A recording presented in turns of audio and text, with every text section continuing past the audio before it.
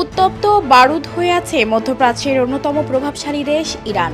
যে কোনো সময় বিস্ফোরণ ঘটাতে পারে তারা। যুদ্ধ শুরু হয়ে যেতে পারে ইসরায়েলের সাথে। এমন যুদ্ধ আবহে প্রশ্ন উঠেছে, সত্যিই যদি তারা যুদ্ধে জড়িয়ে পড়ে তাহলে কে কার চেয়ে এগিয়ে থাকবে।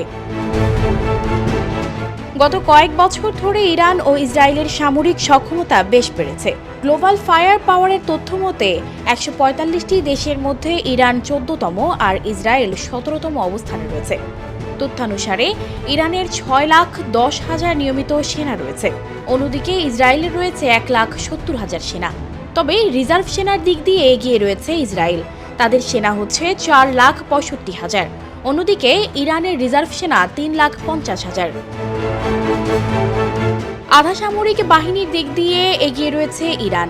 দেশটিতে ২,২০,০০০ আধা সামরিক বাহিনীর সদস্য রয়েছে। অন্যদিকে ইসরায়েলের রয়েছে মাত্র ৩৫,০০০ সেনা। সামরিক বিমানের দিক দিয়ে এগিয়ে রয়েছে ইসরায়েল। দেশটির ৬১২টি সামরিক উড়োজাহাজ রয়েছে। অন্যদিকে ইরানের সামরিক উড়োজাহাজের সংখ্যা ৫৫১টি। যুদ্ধ বিমানের দিক দিয়ে এগিয়ে ইসরায়েল। দেশটির ২৪১টি যুদ্ধ বিমান রয়েছে। অন্যদিকে ইরানের ১১৬টি যুদ্ধ বিমান রয়েছে। হামলায় ব্যবহৃত যুদ্ধবিমান ইসরায়েলের ৩৯টি আর ইরানের ২৩টি। হেলিকপ্টারের দিক দিয়ে এগিয়ে ইসরায়েল।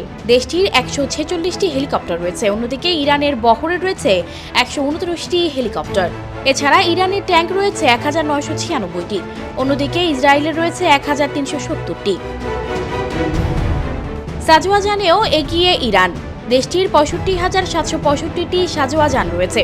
অন্যদিকে ইসরায়েলে রয়েছে ৪৩,৪০৩টি। এছাড়া ইরানের হাতে সাবমেরিন রয়েছে ১৯টি। অন্যদিকে ইসরায়েলে রয়েছে মাত্র ৫টি। সানজিদা রহমান, প্রবাস খবর।